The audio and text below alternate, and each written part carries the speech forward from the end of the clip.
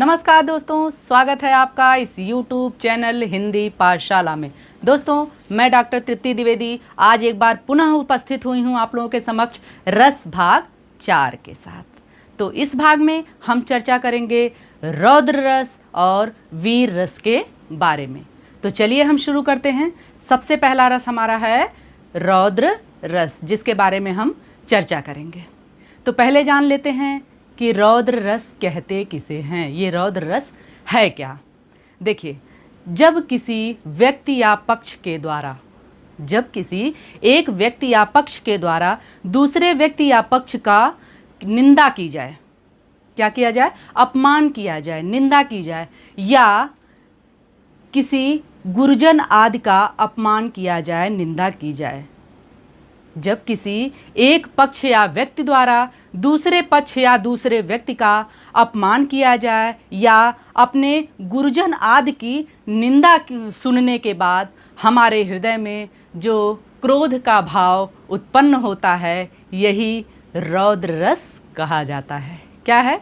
यानी जब हम अपने गुरुजन या किसी प्रियजन की निंदा सुनते हैं किसी के मुंह से, या फिर कोई ऐसा हमारा प्रतिद्वंदी जो कि हमारा अपमान कर रहा हो, तो हमारे हृदय में जो क्रोध का भाव जागृत होता है, यही रौद्र रस कहा जाता है।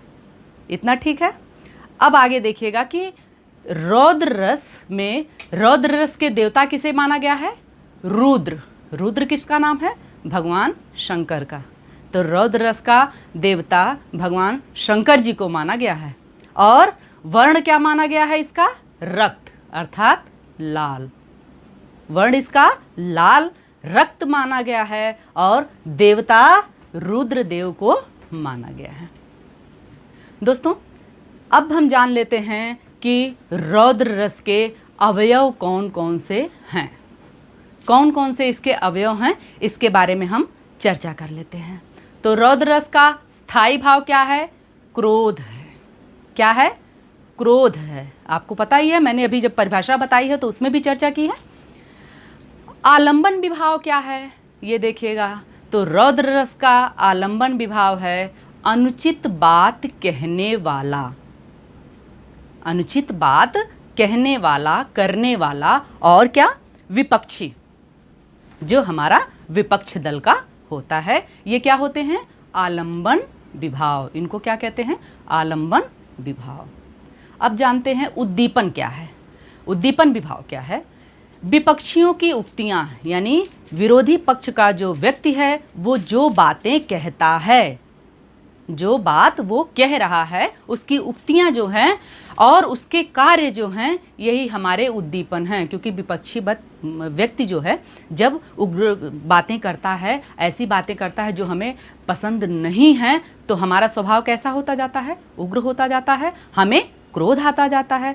तो यही है उद्दीप्त करने वाली बात कि विपक्षियों की जो उक्तियां होती हैं, बातें होती हैं, या उनका जो कार्य होता है, यही हमारे क्रोध को और बढ़ाता है, अर्थात ये उद्दीपन विभाव है। अगले अवयव पे आते हैं। अनुभाव क्या है? अनुभाव किसे कहते हैं? देखिए, अनुभाव मतलब मैंने बताया था कि जो उसके बाद, यानी उद्दीप्त होने के बाद जो हमारे फेस पे एक्सप्रेशंस दिखते हैं, हमारे भाव जो दिखते हैं, वो अनुभाव होते हैं। वो क्या होता है? दांत पीसना, मुंह लाल होना। जब आप गुस्से में होते हो, किसी के ऊपर क्रोध आता है, आप तो क्रोध में दांत खींच लेते हो ना, ऐसा होता है। और क्या होता है? मुंह का लाल हो जाना, क्रोध में भौहें चढ़ा लेना, गर्जना करना, यानी तेजी से आवाज़ निकालना, और क्रोध में हम कांपने भी लगते हैं। कभी कभी बहुत ज़्यादा क्रोध आता है तो हम गुस्से से कांपने लगते हैं। तो ये सारे हमारे क्या हैं? अनुभाव के अंतर्गत आते हैं। किसके? रौद्र रस के अनुभाव। इतना ठीक है? आगे बढ़ूं मैं। अब हम आते हैं संचारी भाव। संचारी भाव क्या हैं? रौद्र रस के संचारी भाव हैं उग्रता, आवेग, मद, मोह इत्यादि। ये सारी चीज़ें क्या हैं? हमारे संचारी भाव हैं, जो कि पानी के बुलबुले की तरह उठते हैं और शांत होते रहते हैं। एक उदाहरण मैं आपको बताऊं तो रौद्र रस बिल्कुल आसानी से आपके लिए थोड़ा और भी आसान हो जाएगा समझना।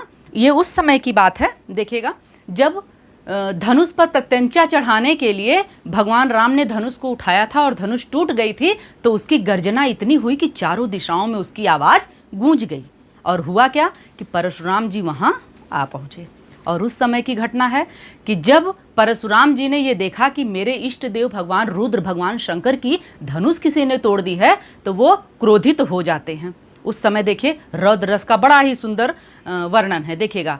तेहि अवसर सुन शिव धनु भंगा, तेहि अवसर सुन शिव धनु भंगा, आए भृगुकुल कमल पतंगा। देखिएगा, आए भृगुकुल कमल पतंगा। कौन? भृगुकुल किसको कहा गया? परशुराम जी को यहाँ कहा गया है कि धनुष के टूटने की गर्जना आवाज़ को सुनकर वहाँ उस समय पर परशुराम जी आ गए। और आपको पता ही है उसके बाद लक्ष्मण और परशुराम जी का संवाद होता है, जिसमें लक्ष्मण जी के कटु वचन जो होते हैं वो इनके क्रोध को और अधिक उद्दीप्त करते हैं, बढ़ाते हैं। किसके? परशुराम जी के। तो एक और उदाहरण देखिएगा आप, रौद्र रस का बहुत ही सुंदर उदाहरण है, देखिएगा।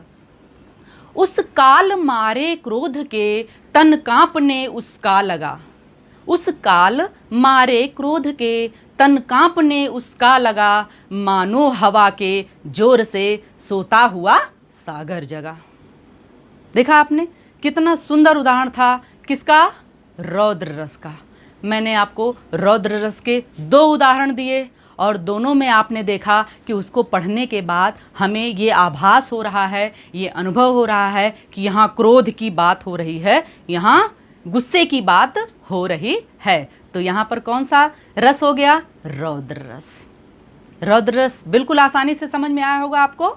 उम्मीद करती हूँ कि आपको समझ में आया होगा। चलिए तो हम अपने अगले रस की ओर बढ़ते हैं। हमारा अगला रस कौन सा है? वीर रस।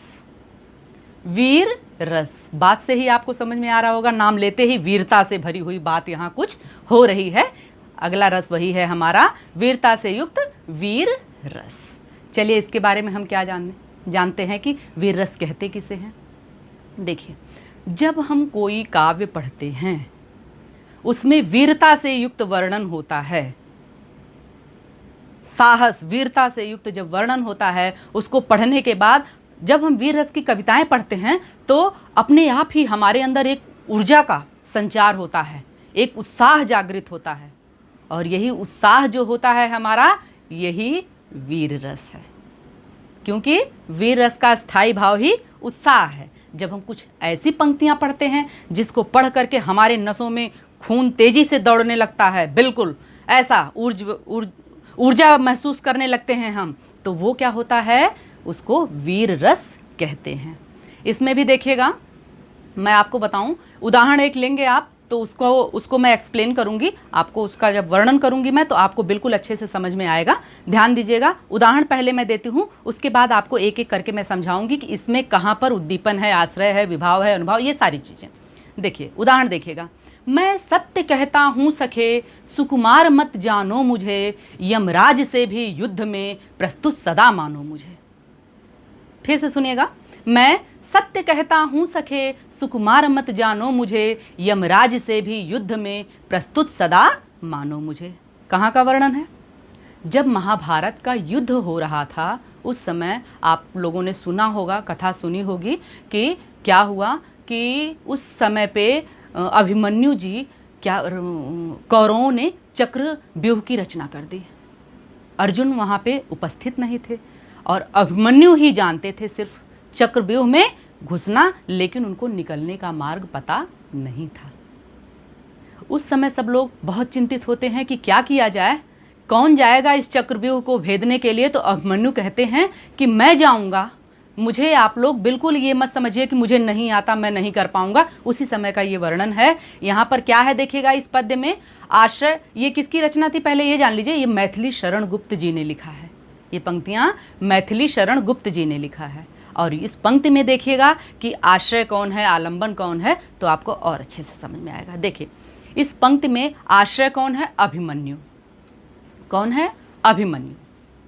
आलंबन कौन है? कौरव, क्योंकि कौरव और पांडव में ही युद्ध हो रहा था। उद्दीपन क्या है? अभेद्य चक्रव्यूह। अभेद मीन्स किसी को भेदना नहीं आता था, जो भेद दुर्गम हो जिसको भेदना अभेद्य। यानी जिसको भेदना सबके बस की बात न हो, वो अभेद्य चक्रव्यूह जो था यही उद्दीपन था। अनुभाव क्या था? सखे सुकुमार मत जानो मुझे, कहते हैं ना, वो कहते हैं कि मुझे बिल्कुल इस तरीके से आप न जानो, बहुत छोटी उम्र का बच्चा ना जानो कि मैं इस चक्रव्यूह को नहीं भेद पाऊंगा। तो कहते हैं सुकुमार मत जानो मुझे। ये जो बातें, ये जो लाइन उन्होंने कही है, किसने?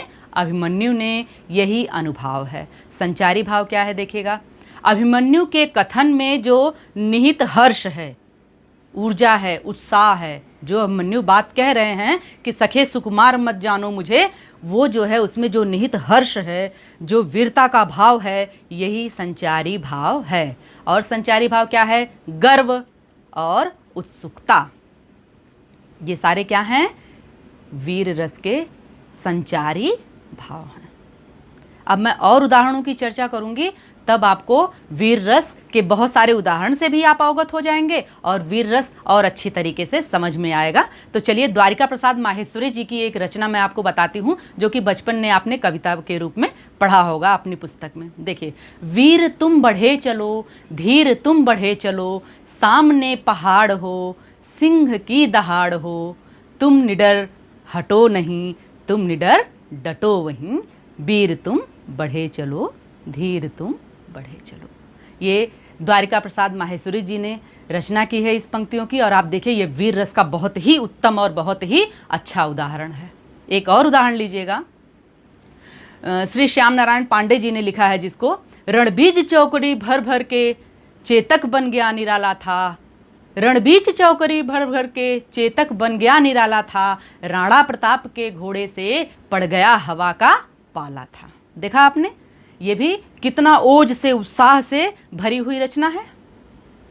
तो 2 उदाहरण नहीं, 3 उदाहरण मैंने आपको दिए और एक उदाहरण मैं और बताऊंगी आपको। तो परीक्षा में चाहे इनमें से कुछ भी पूछा जाए, बिल्कुल आराम से आप पहचान पाएंगे और आनंद भी आएगा। क्योंकि देखिए, जब हम परीक्षा में बैठते हैं और प्रश्न पत्र हमारे हाथ में आता है और उसका उत्तर अगर हमें पता होता है, तो सबसे पहले हमारे अंदर क्या आता है?